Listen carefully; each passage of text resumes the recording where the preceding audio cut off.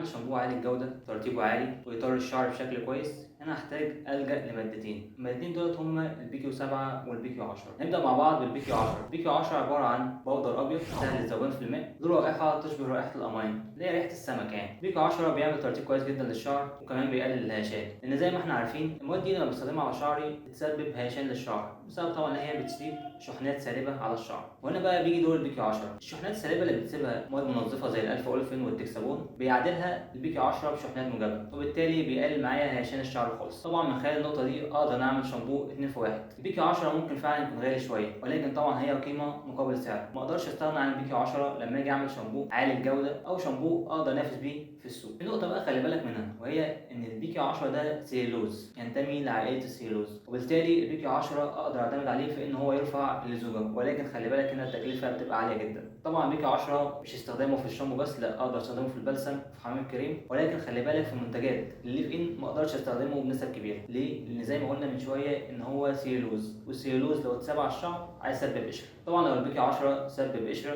ساعتها هترجع تتفرج على الفيديو بتاعنا ازاي اقدر اعمل منتج ضد القشره فعال وبجوده عاليه. بيكيو 10 اقدر استخدمه بنسب ممكن تصل الى 1% او 1.2%، ولكن خلي بالك عند النسب العاليه دي هو ساعتها هيرفع معايا اللزوجه، وساعتها كمان هيبقى صعب ان انا استخدم بعديه بلسم. لو استخدمت بعديه بلسم هيعمل هشام. هنا يبقى انا عامل شامبو 2 في 1. هنبدا دلوقتي مع بعض نتكلم عن الماده الثانيه وهي البيكيو 7. طبعا البيكيو 7 كان زمان سعره رخيص، لكن دلوقتي مفيش حاجه سعرها رخيص للاسف. البيكيو 7 عباره عن ماده شفافه سهله الذوبان في الماء، لزوجتها اعلى من لزوجه الجليسين بشويه. طبعا البيكيو 7 بيدي برضه ترطيب كويس للشعر، ولكن مش بشكل كبير زي البيكيو 10. طبعا مفيش مقارنه بينهم ولا في السعر ولا في الافكت، ولكن البيكيو 7 بيديني ميزه ثانيه اضافيه كويسه جدا. الميزه دي ان هو بيدي انتعاش للشعر بشكل كويس جدا، اللي هو بدل ما استخدم المنتول كريستال عشان يعمل لي الجزئيه دي ان هو ادي انتعاش للشعر ويخلي الشعر كده كانه فيه زي سقعيه، لا انا ممكن بدل المنتول كريستال اللي سعره تقريبا بيوصل ل 700 جنيه، لا انا ممكن استخدم البيكيو 7